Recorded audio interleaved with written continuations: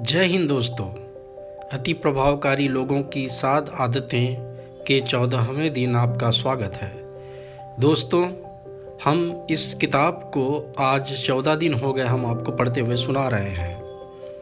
दोस्तों, अपने सोच में अभूतपूर्व तरीके से बदलाव करके जीवन में सही फैसला लेने में जो मदद करने वाली सोच पैदा हो सकती है, उसके बारे में इस एपिसोड में लेखक ने बताया है। दोस्तों, 2 करोड़ से अधिक लोगों ने अपनी ज़िंदगी बदल दी है इस किताब को पढ़ के।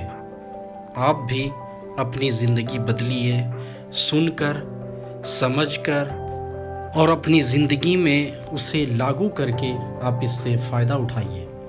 दोस्तों, सोने से पहले अवश्य सुनिए, यह आपकी बहुत मदद करेगा, आपकी सोच को बदलने में मदद करेगा। चलिए हम सुनते हैं और इससे फ़ायदा उठाते हैं। चलिए। दोबारा स्क्रिप्ट लिखना, अपना स्वयं का प्रथम रचयिता बनना। जैसा हमने पहले कहा है, प्रोएक्टिविटी आत्म जागरूकता की अनूठी मानवीय प्रतिभा पर आधारित है। हमारे जीवन में प्रोएक्टिविटी का विस्तार करने और व्यक्तिगत लीडरशिप का प्रयोग करने में हमें जो 2 अन्य मानवीय प्रतिभाएं सक्षम बनाती हैं, वे हैं कल्पना और विवेक।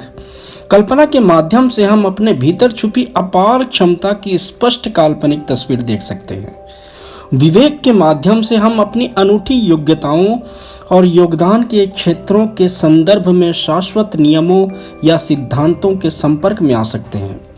विवेक के माध्यम से हम उन व्यक्तिगत नीतियों के संपर्क में आ सकते हैं जिनकी सीमा के भीतर रहते हुए हम उन क्षेत्रों को सबसे प्रभावकारी ढंग से विकसित कर सकते हैं। आत्म जागरूकता के साथ मिलकर ये दोनों प्रतिभाएं हमें अपनी स्क्रिप्ट लिखने की शक्ति देती हैं। क्योंकि हम पहले से ही दूसरों द्वारा दी गई स्क्रिप्ट्स के अनुसार जी रहे हैं, इसलिए अपनी स्क्रिप्ट लिखना दरअसल दोबारा स्क्रिप्ट लिखने की प्रक्रिया है। इसका अर्थ है पैराडाइम में परिवर्तन करने की प्रक्रिया।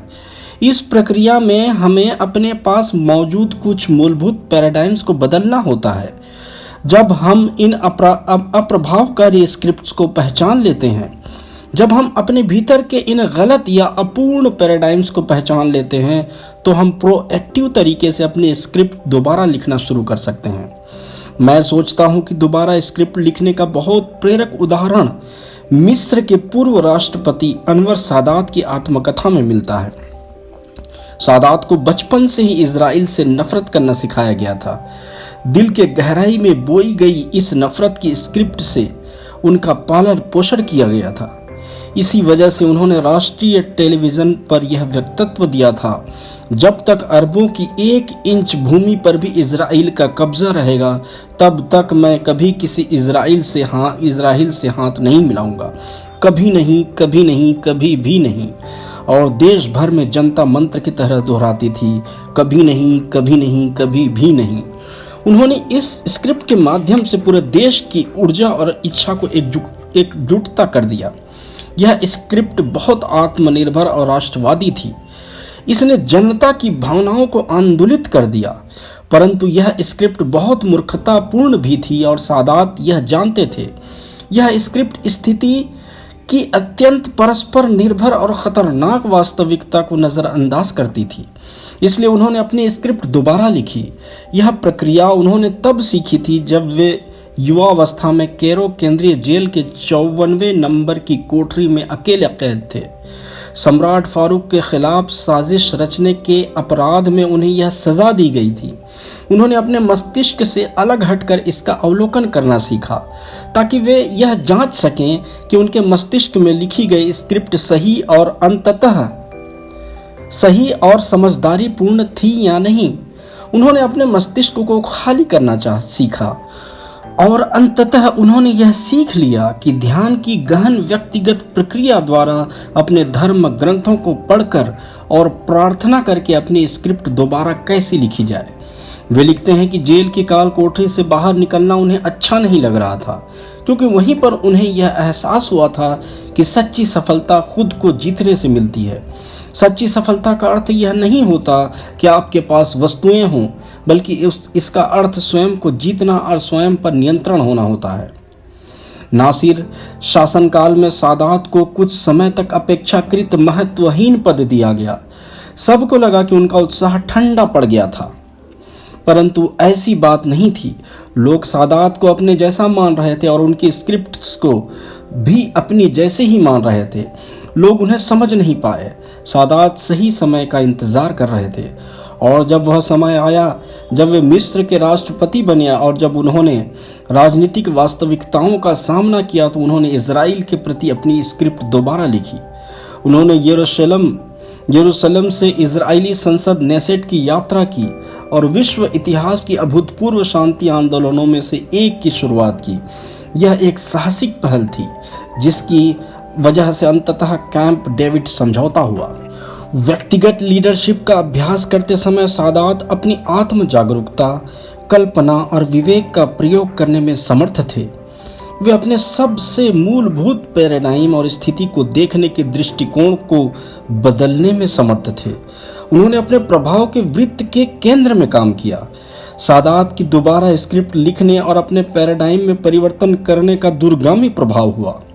इससे दृष्टिकोण तथा व्यवहार के ऐसे परिवर्तन प्रारंभ हुए जिन्होंने चिंता के अधिक बड़े वृत्त में स्थित लाखों करोड़ों लोगों के जीवन पर प्रभाव डाला। आत्म जागरूकता विकसित करने के दौरान हम में से ज्यादा लोग यह पाते हैं कि हमारे स्क्रिप्ट्स अप्रभावकारी हैं। हम पाते हैं कि हमारे अंदर कुछ ऐसी आदतें गहराई में जड़ें जमा चुकी हैं जो उपयुक्त नहीं हैं और उन चीज़ों के सामंजस्य में नहीं है जिन्हें हम जीवन में दोबारा महत्व देते हैं, सचमुच महत्व देते हैं।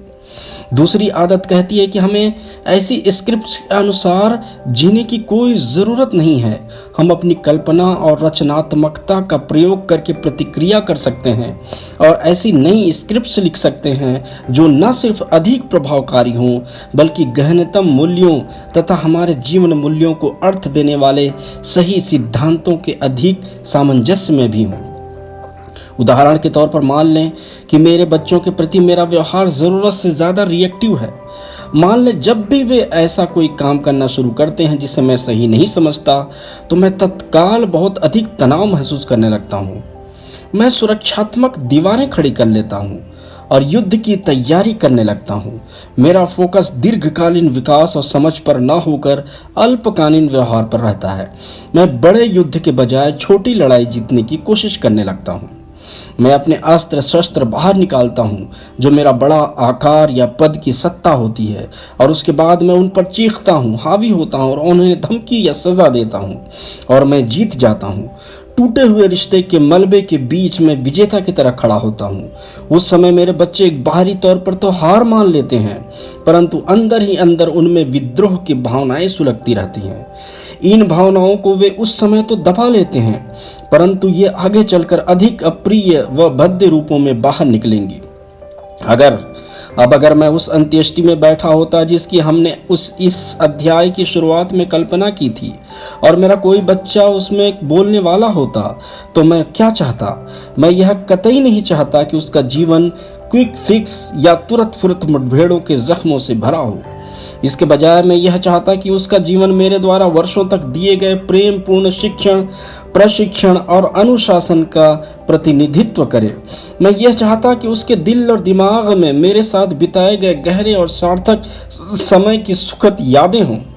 मैं यह चाहता कि वह मुझे प्यार करने वाले पिता के रूप में याद रखें जिसने उसके बड़े होते वक्त सुख दुख बांटे थे। मैं यह चाहता कि वह उन समयों को याद रखें जब वह अपनी समस्याएं और चिंताएं लेकर मेरे पास आया था। मैं यह चाहता कि मैंने उसकी बात सुनी होती, उसे प्रेम किया होता, उसकी मदद की होती। मैं चाहता कि वह यह जान ले कि हालांकि मैं आदर्श नहीं था, परंतु मेरे पास जितना भी था मैंने उससे पूरा प्रयास किया था, और यह भी कि शायद मैं उसे दुनिया में किसी भी अन्य व्यक्ति से ज्यादा प्यार करता था। इन चीजों को चाहने के पीछे कारण यह है कि मैं अपने दिल की गहराई में अपने बच्चों को महत्व देता हूँ। मैं उन्हें प्यार करता हूँ, मैं उनकी मदद करना चाहता हूँ, मैं उनके पिता के रूप में अपनी भूमिका को महत्व देता हूँ, परंतु मैं हमेशा उन जीवन मूल्यों को नहीं देख पाता। मैं छोटी छोटी चीजों की भरमार में उलझ कर रह जाता हूँ। सबसे ज़्यादा महत्वपूर्ण चीज़ें अत्यावश्यक समस्याओं, तात्कालिक चिंताओं और बाहरी व्यवहार की परतों के नीचे दफन हो जाती हैं। मैं रिएक्टिव बन जाता हूँ। मैं हर दिन अपने बच्चों से जिस तरह व्यवहार करता हूँ वह अक्सर उनके प्रति मेरी सच्ची भावना से बहुत कम मेल खाता है। चूंकि मैं आत्म जागरूक हूँ, चूंकि मुझे कल्पना और विवेक है, इसलिए मैं अपने गहनतम जीवन मूल्यों की जांच कर सकता हूँ। मैं यह एहसास कर सकता हूँ कि जिस स्क्रिप्ट के हिसाब से मैं जी रहा हूँ वह उन जीवन मूल्यों से मेल नहीं खाती। मैं यह एहसास भी कर सकता हूँ कि मेरा जीवन अपने द्वारा बनाई गई प्रोएक्टिव योजना के परिणाम नहीं है, बल्कि उस प्रथम रचना का परिणाम है जिसे मैंने परिस्थितियों और दूसरे लोगों के भरोसे छोड़ दिया था। परंतु मैं बदल सकता हूँ।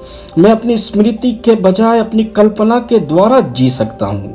मैं अपनी डोर सीमित करने वाले अतीत के बजाय अपनी असीमित क्षमता से बांध सकता हूँ। मैं खुद अपना प्रथम रचयिता बन सकता हूँ। अंत को ध्यान में रखकर शुरू करने का अर्थ यह है कि जीवन में पिता की या कोई अन्य भूमिका निभाते समय मेरे जीवन मूल्य और दिशाएं स्पष्ट होना चाहिए। इसका अर्थ अपनी प्रथम रचना के लिए खुद जिम्मेदार होना और अपनी स्क्रिप्ट दोबारा लिखना है, ताकि मेरे व्यवहार व दृष्टिकोण को उत्पन्न करने वाले पैराडाइम्स मेरे गहनतम जीवन मूल्यों से मेल खाते हों और सही सिद्धांतों के तारतम्य में हों। इसका अर्थ यह भी है कि हर दिन को शुरू करते समय ये जीवन मूल्य मेरे मस्तिष्क में दृढ़ता से स्थित हों। फिर जब जीवन में उतार चढ़ाव आएंगे या चुनौतियां आएंगी, तब मैं इन जीवन मूल्यों के आधार पर अपने निर्णय ले सकता हूँ। मैं अखंडता के साथ काम कर सकता हूँ। मुझे भावना या परिस्थिति पर प्रतिक्रिया करने की जरूरत नहीं होगी, चूंकि मेरे जीवन मूल्य स्पष्ट हैं। इसलिए मैं सचमुच प्रोएक्टिव बन सकता हूँ